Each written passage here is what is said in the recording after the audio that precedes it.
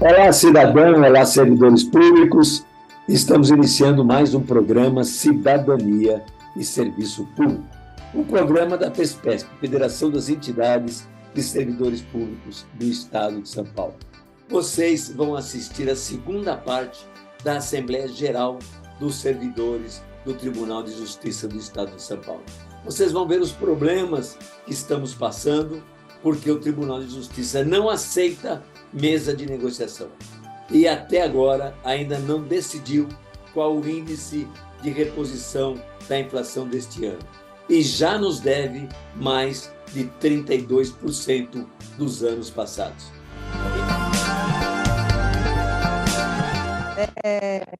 Eu quero falar a respeito do teletrabalho, inclusive foi um tema que eu abordei aqui na Assembleia passada. Eu entendo que a questão é de suma importância e que deve, os critérios, né, os critérios de trabalho externo, que já está regulamentado, que deve constar da nossa pauta. Não consta da pauta geral e muito menos da pauta prioritária. Então, veja bem, hoje, oficialmente, pelo que vocês disseram, pelo relatório que vocês fizeram, essa questão sequer foi discutida no tribunal, não é? E eu acho que nós temos que dar uma importância e discutirmos aqui, né, presencialmente, virtualmente, como nós vamos conduzir essa questão. Porque o teletrabalho, gente, ele veio para ficar.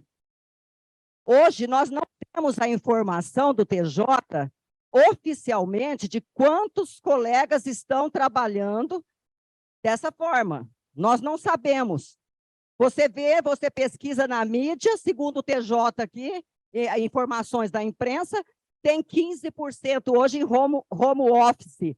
Não é isso que eu constatei, juntamente com a Margarida, em Ribeirão Preto, e bem como na região de Ribeirão Preto. Porque, veja bem, nós percorremos todas as unidades cartorárias. Ribeirão Preto é uma comarca que tem hoje acima de 600 funcionários, são mais de 30 unidades cartorárias, e nós, a semana passada e esta semana, nós estivemos lá eu fui 3 vezes, Margarida foi mais uma vez. Não é isso, não é esta a realidade. E nem na região. Tem muita gente que está realizando trabalho externo. Como disse o Pardal, o CNJ, ele orienta os tribunais, orientou a esse respeito. É uma resolução, ele não compele, ele não obriga. Então, a minha proposta é o seguinte, que se leve, submeto a apreciação de vocês, que se leve ao TJ uma reivindicação ou reivindicações acerca dessa modalidade de trabalho, ou seja, nós queremos que os colegas que estão exercendo suas funções fora das unidades cartorárias, que eles recebam uma ajuda de custo. Tiveram gasto durante a pandemia, precisaram adequar o seu espaço de trabalho em suas residências, precisaram adquirir mobiliário, tem gasto com energia elétrica e tem gasto também com internet. Então, essa é a minha proposta. Eu creio que nós precisamos dar uma importância grande a essa questão, levar o conhecimento, após a aprovação de todos, se assim julgarem oportuno, que se leve ao conhecimento do TJ essa cobrança e que ela figure não na pauta geral, mas na pauta prioritária. Muito expressiva, na hora, inclusive, de provocar, quando a gente realiza um movimento, como foi o de 2004, que o Gozzi lembrou, que até a Federação das Indústrias, a OAB, elas colocavam as faixas dizendo o seguinte: resgatem nossa democracia, sendo que quem sempre confisca são eles. A minha dúvida é o seguinte: existe uma comissão salarial no Tribunal de Justiça, não é isso? Para discutir. E só tem desembargador, pela pesquisa que eu fiz. Não tem um funcionário. Então, nós precisamos ter essa demanda, inclusive pelo próprio conteúdo da campanha. O que é uma campanha salarial? Nós vivemos no capitalismo. O capitalismo, no Brasil, ultimamente, ele foi sequestrado no Estado. E o maior sequestro, eu vou dizer para vocês, o presidente, ele fez um gesto de boa vontade, participou, ainda que momentaneamente, da reunião. Acontece o seguinte, o primeiro ato do executivo foi majorar o salário do governador em 50% e as verbas dos deputados. Que poder é esse?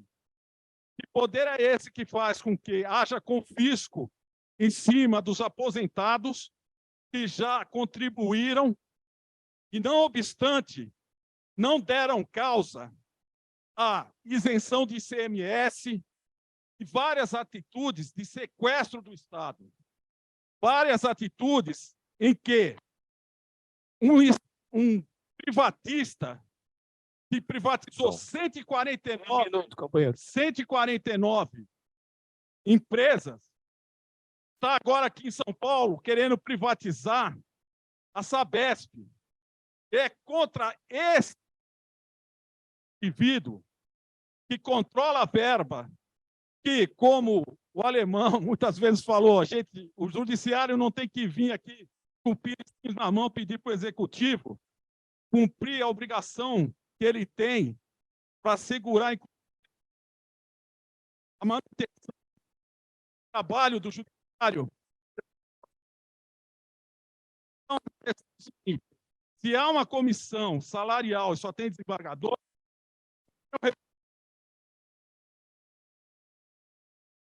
força de trabalho, a força daqueles que são negligenciados é que levam esse velho, antiquado prédio clássico, construção da burguesia brasileira em cima do trabalho escravo, a manter os privilégios daqueles que se dão os próprios aumentos. Concluindo, companheiro. Já foi aqui, é auxílio vários, e o último foi represamento, né, de processos. Mas quem trabalhou na pandemia? Quem permanece trabalhando? Vamos nos unir, trabalhadores. Vamos para a luta de fato. Obrigado, companheiro. Como eu sou oficial de justiça, eu vou falar aqui sobre a questão dos oficiais, que é dramática. Em algumas centrais, né, a gente agora é central compartilhada, em algumas centrais, eu não sei se todas, eu falo pela minha, mas eu acredito que na maioria há um acúmulo de serviço, a gente está sendo, assim, escravizado praticamente. Eu falo por mim, 200 mandados por mês. Tem colegas lá que recebem 400 mandados por mês. Então, a gente se depara com vários problemas, e falta de funcionário, de oficial de justiça, e acho que a maioria aqui sabe como é que anda a vida do oficial. Além disso, a gente se depara com problemas no SAGE. O SAGE é um inferno para o oficial de justiça que não consegue devolver os mandados, tem lista de cobrança, enfim, uma série de problemas. Mas eu não vou me alongar nisso, porque eu acredito que a AOGESP vai falar sobre todos esses problemas e está a par, né, de todos esses problemas dos oficiais de justiça, inclusive a questão da remoção, que agora não existe mais, né, para oficial também, mas o que o tribunal está fazendo? Ele está transferindo compulsoriamente oficiais de justiça de um lugar para o outro, e eu acho isso justo, mas é desumano, porque tem lugares que os oficiais cumprem poucos mandados e outros que têm mandados em excesso. É desumano isso, obviamente, né? Todos sabem os motivos. Enfim, não vou me alongar, porque acho que a AOGESP deve se delongar sobre isso. Nesse 1 minuto, eu vou usar meu tempo para falar uma poesia que eu deveria ter falado no começo, mas a mesa se esqueceu, porque a arte sempre é delegada ao último plano. Mas como a vida, a arte imita a vida, eu faço questão de dizê-la. Vida, vale vivê-la, se de quando em quando morremos, e o que vivemos não é o que a vida nos dá, nem o que dela colhemos, mas o que semeamos em pleno deserto. Mia Couto. Teve um pessoal que pediu para a gente trazer uma reivindicação que não é dos oficiais de justiça, tá? É dos assistentes jurídicos e judiciários. Então, eles pedem que conste na pauta a equiparação dos assistentes judiciais com os assistentes jurídicos, que é a resolução 219 de 2016, para ser acrescida na nossa pauta.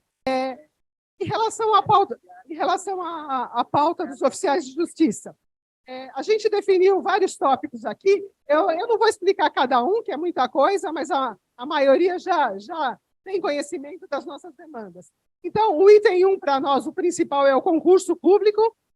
O item 2 são as cumulações. A nossa prioridade é o concurso, mas até que os concursos se realizem, o tribunal tem feito cumulações compulsórias.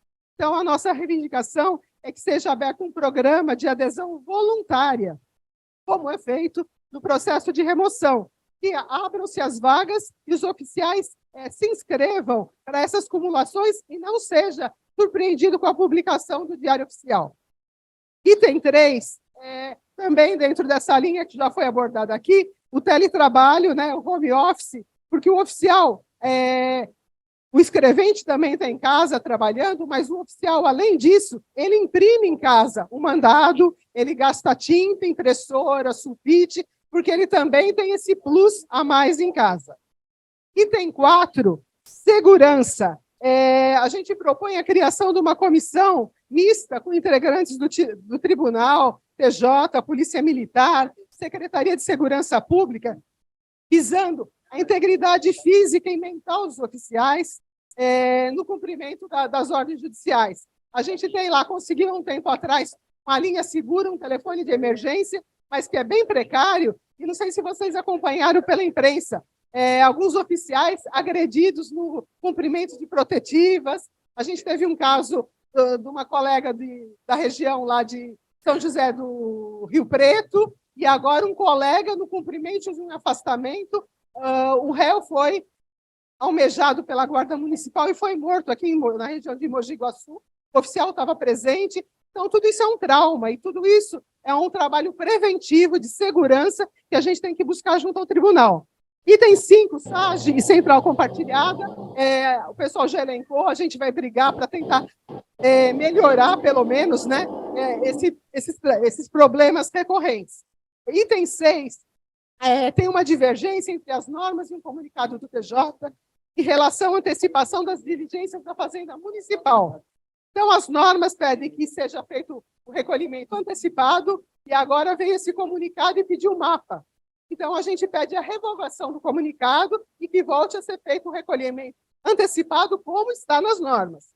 Item 7, Zona Azul e Rodízio, apoio institucional do TJ, registro do ponto, os oficiais seguem pedindo que possam registrar o ponto remotamente, inclusive nos plantões de finais de semana. Esse registro para nós, a gente já fez inúmeros pedidos, tem sido vetado todos, e a gente continua brigando por esse ponto, ou pelo aplicativo, ou pelo computador da casa do oficial. Hoje o nosso ponto é presencial, dia sim, dia não, em todo o estado. 9, normas de serviço. 1 minuto. Criação de uma comissão permanente para discutir essas normas que mudam todos os dias sem nos ouvir e acabam com umas insanidades, como a que saiu ontem, da busca e apreensão de menores, que o oficial tem que pôr a criança no carro. Saiu ontem, a gente já está vendo juridicamente como mexer isso, então a gente tem que estar junto lá na mudança dessas normas. Item 10, fins nos presídios. Tem que ter uma comissão também com o oficial, corregedor dos presídios, a SAP, a corregedoria, para a gente tentar resolver esses problemas diários nesse cumprimento do TINS, que é uma novidade, mas que continua com problema desde 2020. Item 11, procedimentos disciplinares. Isso é importantíssimo para todos os servidores. A reforma administrativa, ela trouxe uma série de avanços que não se aplicam para nós. Então, essa reforma, para os servidores de secretaria, cabe transação, suspensão do processo, uma série de coisas que abreviam o processo.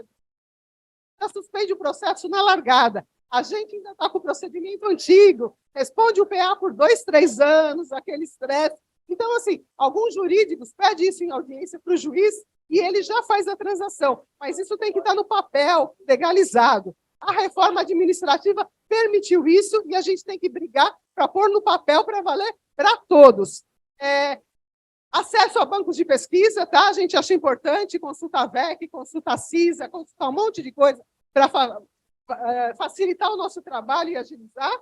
Segredo de justiça, acesso aos autos de segredo de justiça, que também nos ajudam. Padronização de modelos dos mandados no SAGE e sustentabilidade. Estamos imprimindo um monte de papel à toa, estamos devolvendo o papel com assinaturinha daqui, daquilo que está digitalizado, pronto, então é tinta, papel. Então, assim, que o tribunal, com a gente, faça uma campanha de mobilização para reduzir esse papel todo. O oficial tem que apresentar um mapa de 4, 5 páginas, com 80 certidões, coisa que está tudo no SAGE. Então, vamos trabalhar para melhorar também o planeta, tá? É isso.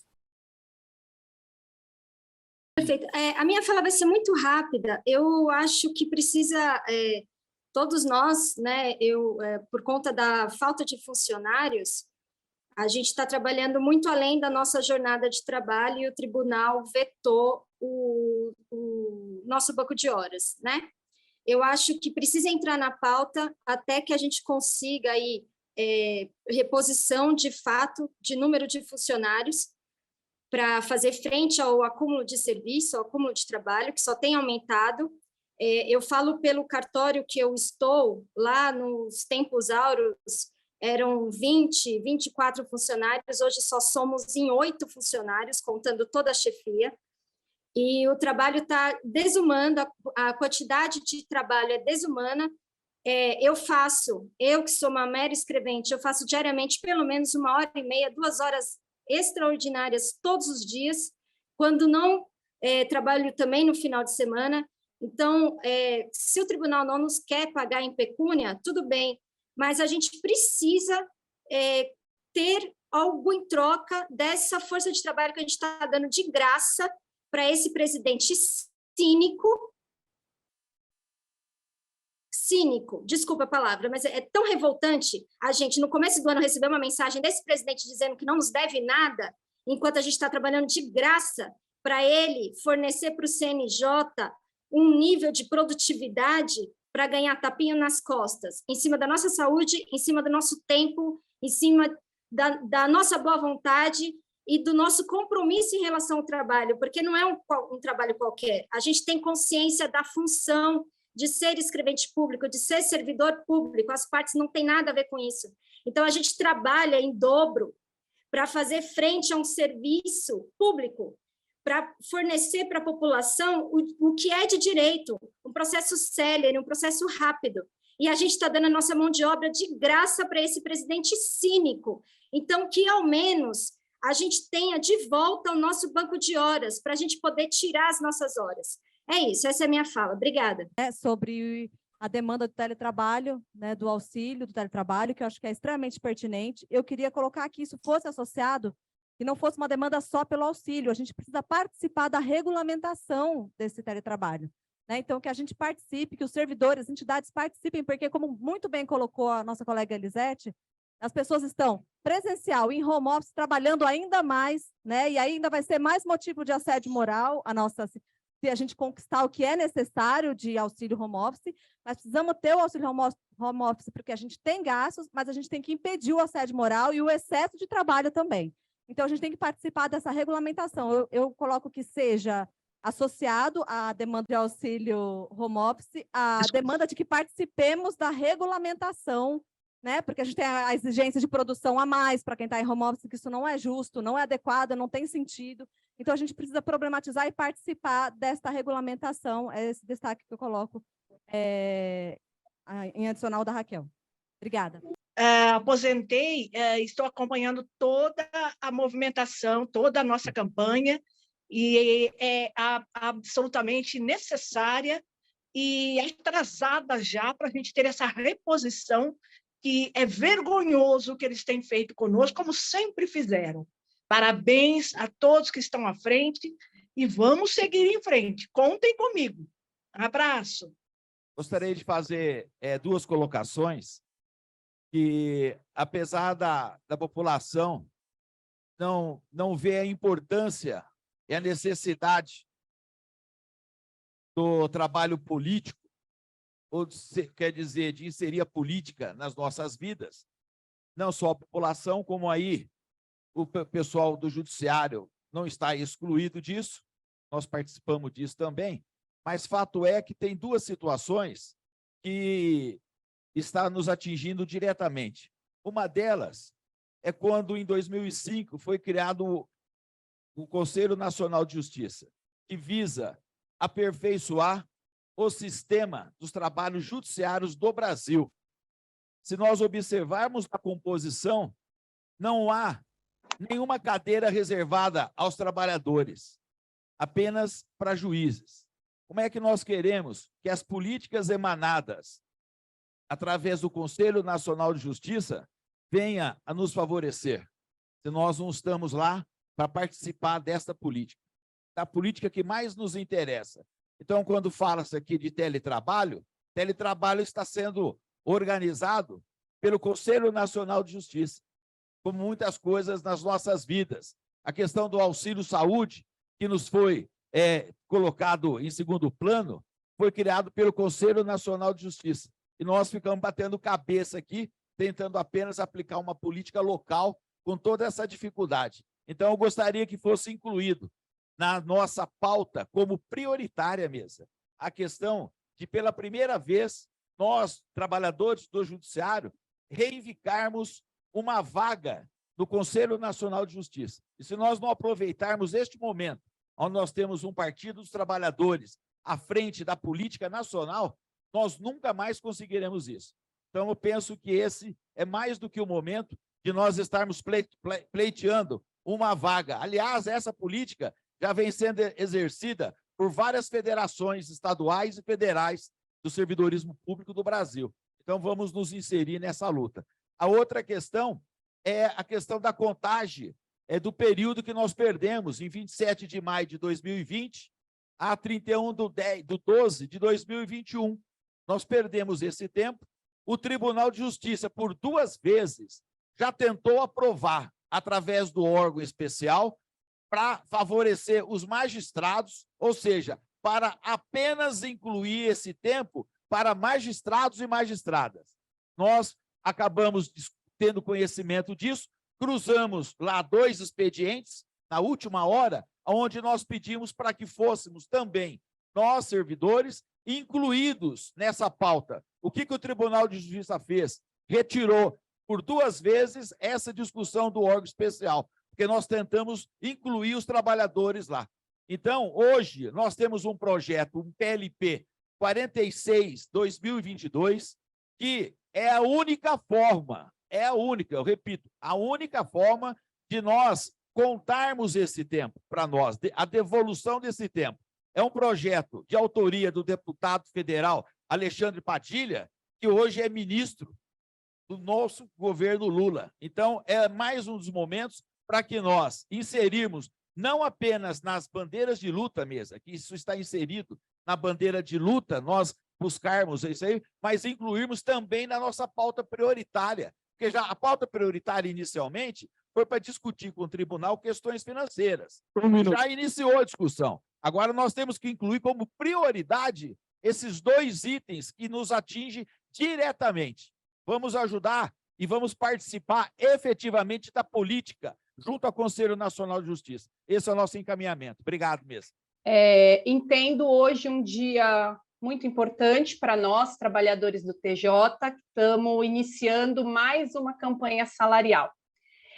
Penso que a pauta geral, assim como a pauta prioritária, né, tem que emergir todos os nossos problemas, porque a gente vem acumulando retrocessos, a gente vem acumulando qualidade, piora na qualidade do nosso trabalho, e é muito importante que desde o início da campanha isso esteja na mesa.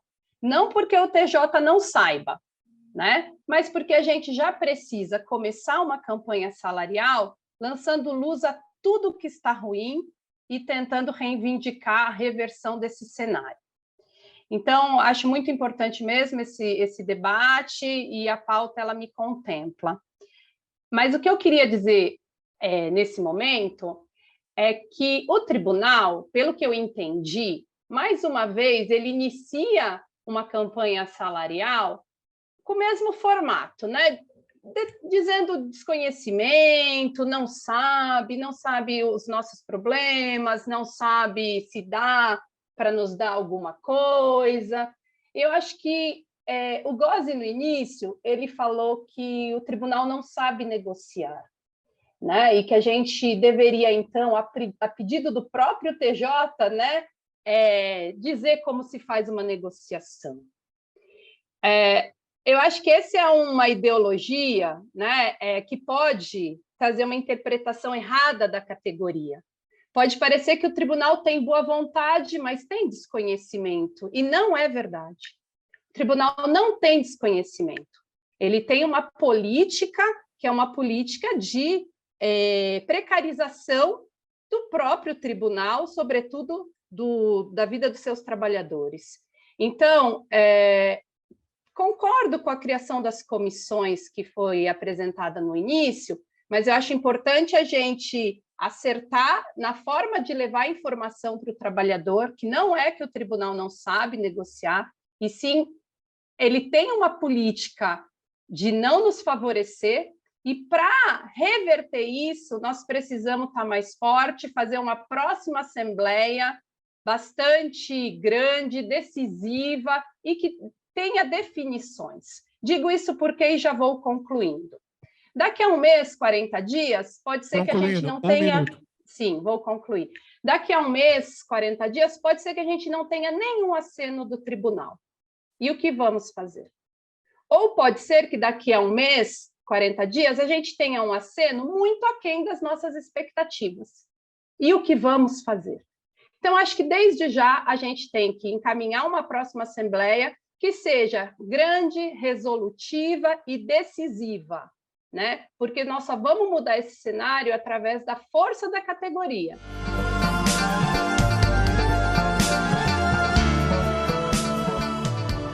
Chegamos ao fim de mais um programa Cidadania e Serviço Público, um programa da FESPESP, Federação das Entidades e Servidores Públicos do Estado de São Paulo.